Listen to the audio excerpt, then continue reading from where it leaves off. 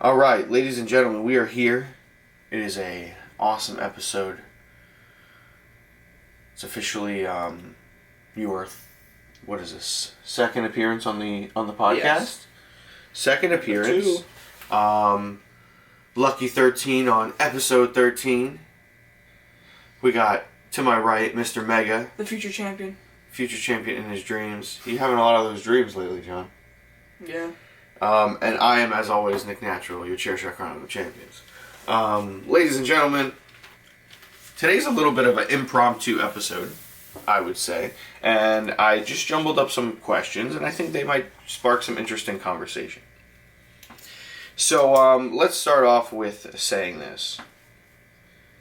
What's like a wrestling move that you hate? The overdrive. The overdrive? The overdrive. Damn. That move sucks. Yeah, it does. It's like, I feel like it's also like silly. It's easy to counter. Like if for the And first someone to do there's it no on impact. you. Yeah. There's no impact to it. Yeah, there really isn't. How about for you, John? I kind of have the same answer. There's not one that came off the top of my head, but that one I kind of gotta agree with. I think I would say...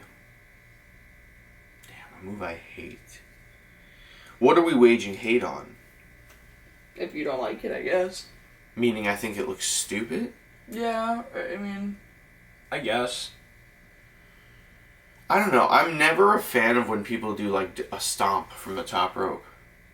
To me, I just think it might be dangerous. I don't know. I feel like that's like the easiest thing So to like a fuck double, up. like a double foot stomp. Kind of like what How Finn Balor. does. Okay. Because it's easy to like slide up the dude's face and kick him right in the face. Like I mean, most of the time when he does it, he like slides off of them. So yeah, I feel like that seems not many dudes do that move. Like he's probably one of the only guys who's consistent with it. Yeah. And I feel like it's because he like has a perfect delivery of it. Yeah, but I'd probably say that one. Okay. Now, when people go to jail and they're on like death row, they give them like a nice last meal to go out and stuff like that. If someone told you that you could no longer watch wrestling, like you got one more match, you could watch one last wrestling match, and then never watch wrestling again. What wrestling match are you gonna pick to watch as your last one? Damn,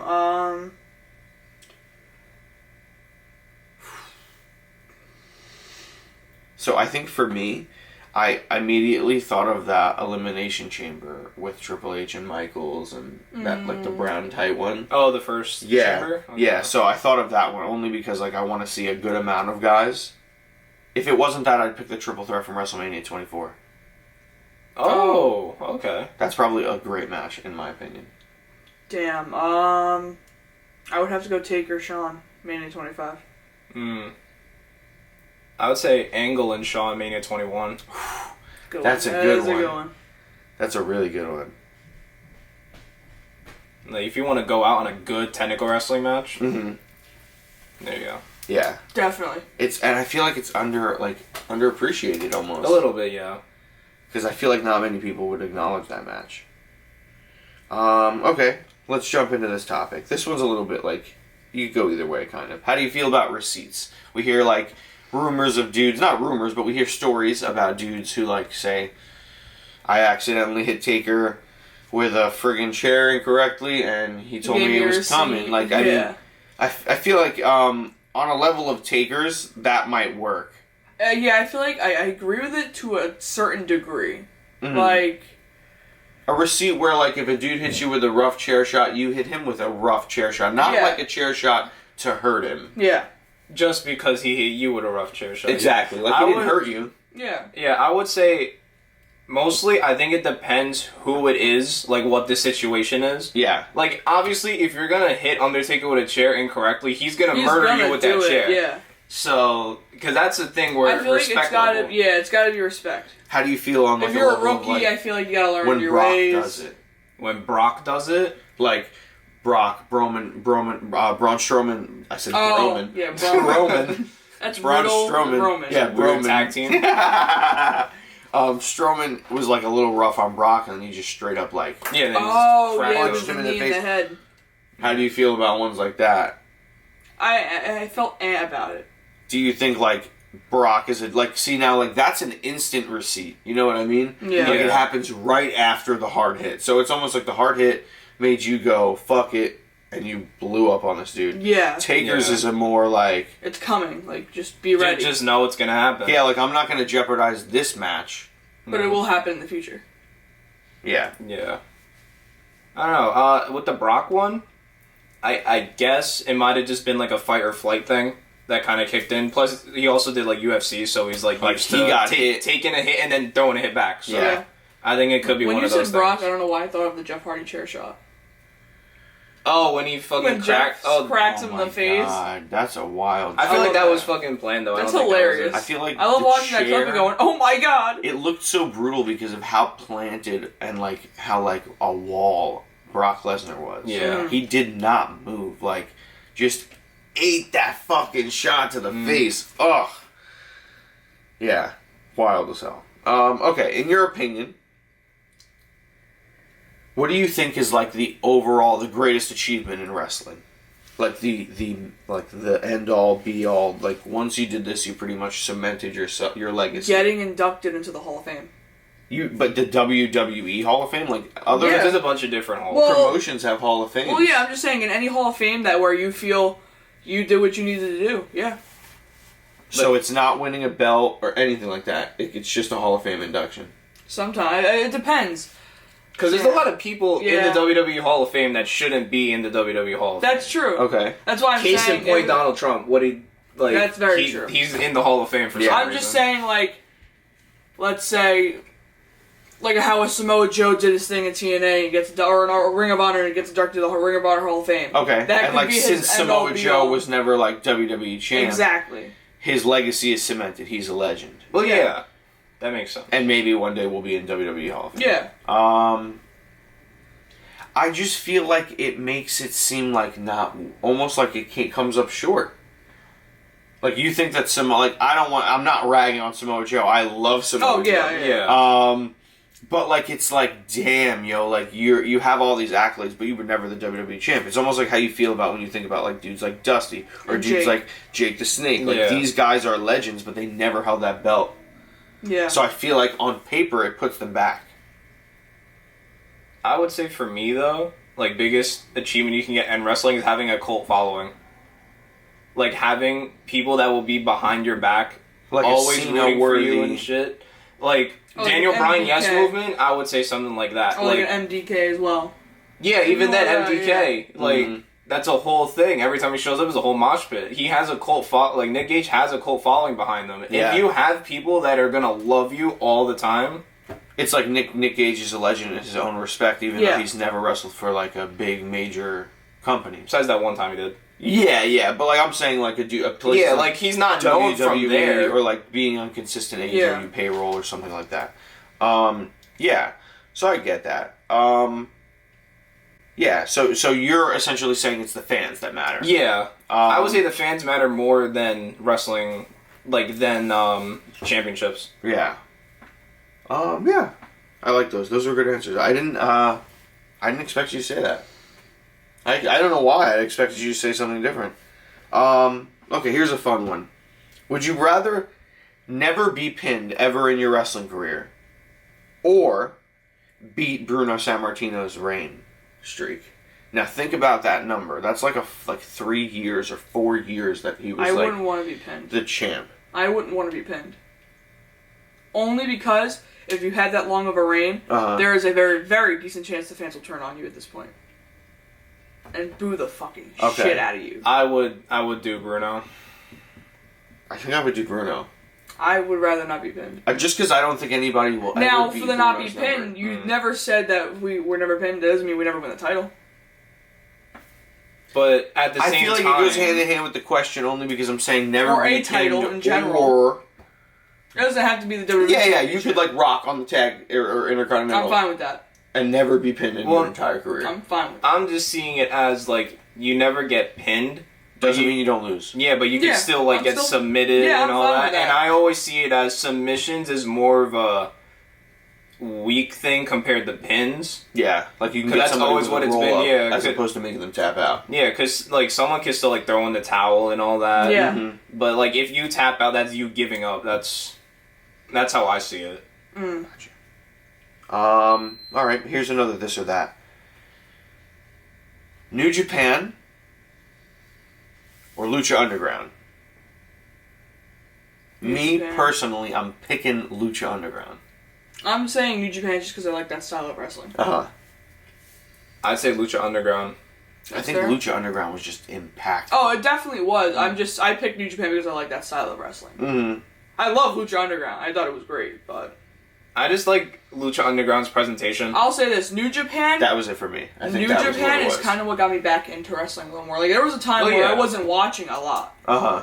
and then New Japan, I saw Bullet Club and all that stuff, and I was like, oh, this is The interesting. Bullet Club is what, like, I feel drew me back to watching some Japan stuff. Yeah. I feel like it's difficult to watch What drew me to here Japan? That if was you with, like, don't everybody. know about it. The first thing that drew me to Japan was AJ going to Japan. Okay, here's a fun one. Vince McMahon is in quite a pickle currently. Let's say that they choose you to be the person who gets WWE. And then AEW closes its doors and you sign all wrestlers who exist in the entire planet. I'm basically God at that point. So you're boy. a wrestling god and you're about Wrestling to build god. your promotion. I won't list all of them so it doesn't get confusing. But you get one guy. Who's your WWE champion? Is it all current guys? It could be anybody. It could, I mean, Shit. no. Yeah, current guys. Like current dudes that Okay, you have so- to work with today. Okay. They can be like dudes who are part-timers too, so like Cena's on the table, shit like that. I'm personally picking Kenny. I was thinking for mine, Rollins. I was gonna go Cody. Okay. Those are three different answers. Look at Women's. that. Ripley. Liv. Charlotte Who's currently Flair. champion. Charlotte Flair. I'm so glad she fucking won that Thank belt. God. Intercontinental. Cody. Damn, I don't know. You go. I gotta think real quick. Miz. Ziggler. White strap Intercontinental. Ziggler. That's Ziggler? what. That's Yeah, what. Ziggler. Ziggler was my That's second why choice. I said Cody because the white strap. Tag team. Street Profits.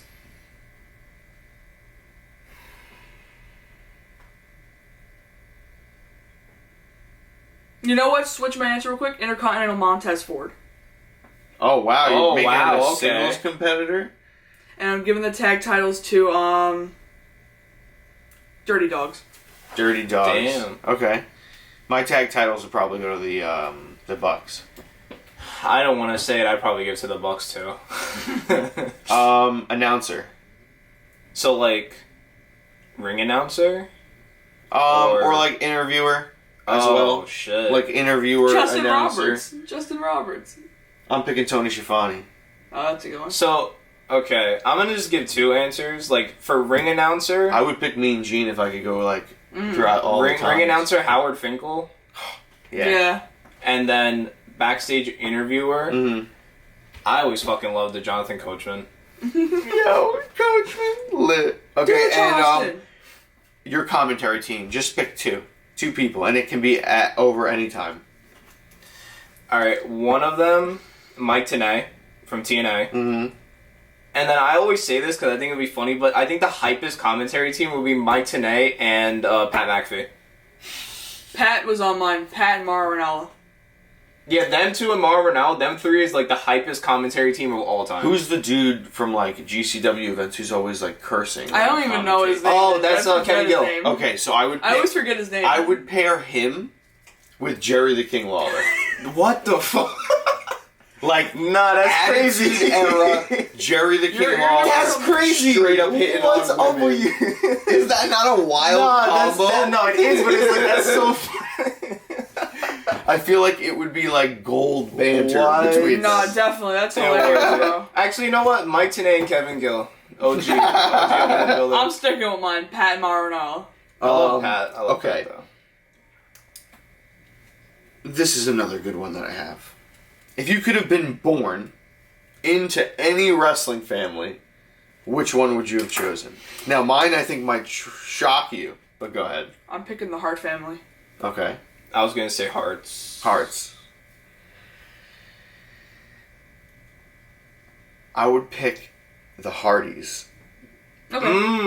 And I would be, like, born, like, in the last 10 years that just went by. I would age myself young, so that when, like, Matt Hardy's 3 kids grow up, and I would be in there as, like, a brother. Actually, you know what? And we would be, like, the Hardy faction. No, you know what? I changed my answer from Hearts Dudleys.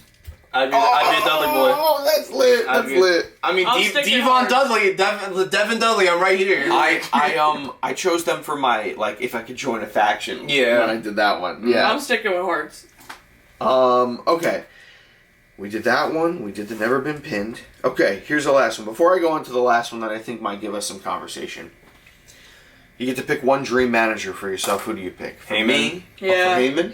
Heyman. Heyman? Yeah. I picked Jimmy Hart. That's a good one. Oh, okay. Map to the South, baby. For me, it Megaphone. was a mix of Heyman and Bobby Heenan, but Heyman. Bobby Heenan's good. I just feel like Heyman's got that, like, edge. That's spark Yeah. to him. Yeah. Especially, like, if you can't talk, you got Heyman. Yeah, fuck yeah. So. That's why I pick Heyman. Okay, so I'm now- not that great. My final question to wrap up the episode is based off of a interview I saw with Jim Cornette on Inside the Ropes, and he was Jim discussing. See, I feel like I agree with your statements because he does have some weird opinions. Nah, definitely. Sometimes But- he's right. Yeah. You don't get to be as like a big a name like that in the business without your opinion actually like having some merit. Yeah. So I think his Yeah. I mean, opinions he does. do matter. He has a cult following. Hell yeah. So. Hell yeah. Where he talks about the difference between having writers and having bookers. And on a level of writers writing some drama, like dramatized, like almost something you'd see on like a weekly episodic, like soapy drama TV show. Or bookers who book 2 guys who are opposite of each other and like know that those guys will get in the ring and give you a story. You don't have to write shit for them. Which do you prefer? Bookers. Writers or bookers? Bookers. Yeah, Bookers. I think I would say bookers, assuming the talent is up to par.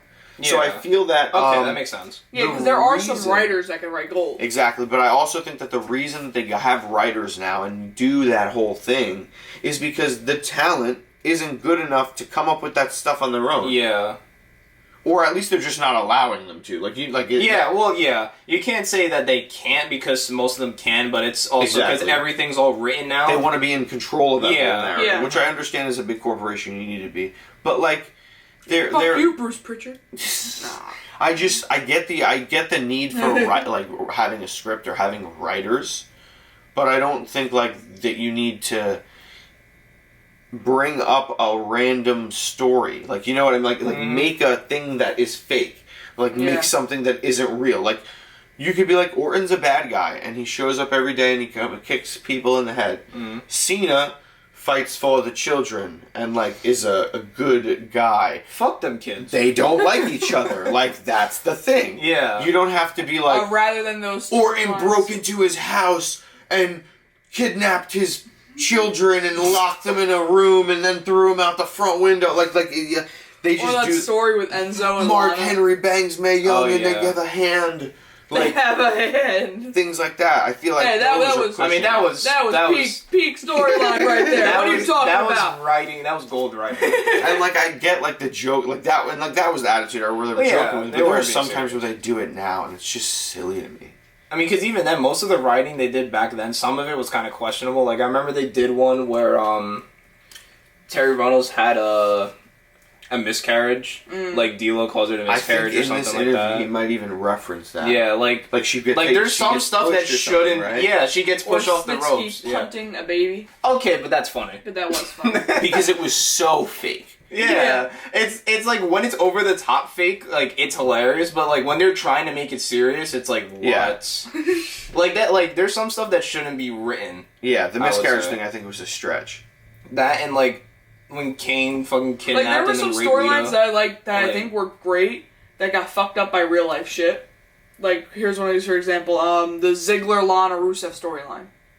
Where Oh they yeah, split because they showed and they fucked Rusev up with and the Rusev Lana. Lana's engagement. Yeah, that was a good storyline. Yeah, Yeah. It could have made Rusev. and they such a tried doing it bigger- again with Lashley. Yeah, Yeah. I thought that Weird. whole like Lashley Lana Rusev story was weird as fuck too. I mean, but that is what made Rusev Day popular. So Yeah, I feel like I mean like they were like Well, that yo was we- after that was popular, wasn't it? well, It was like it was made his return. him It was like his return. it I made think him Aiden legit English like has a hand in that. Oh, he does. definitely. Yeah. magnificent voice. Rusev Day. Yeah. Yeah. Okay, so I think we're all on the Booker side. Yeah. I'm gonna save that question in my back pocket and ask it to other people because I think that we have people on the show that will have different opinions. So don't be shocked if you hear the question again. But yeah, so to guys, those who have those different answers, you know who you are. yeah. But guys, this has been episode 13. I want to thank you guys for joining me.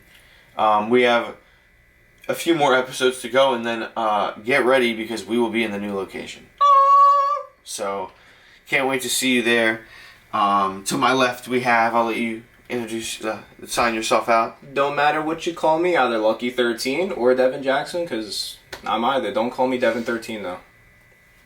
I'm the future Chair Shot Chronicles champion, Johnny Mega. And I am your Chair Shot Chronicle champion, Nick Natural. Signing episode 13 off. John's always trying to smudge my belt up with his greasy fingers. Oh, And ladies and gentlemen, we will see Ladies and you gentlemen. next week. Ladies and gentlemen.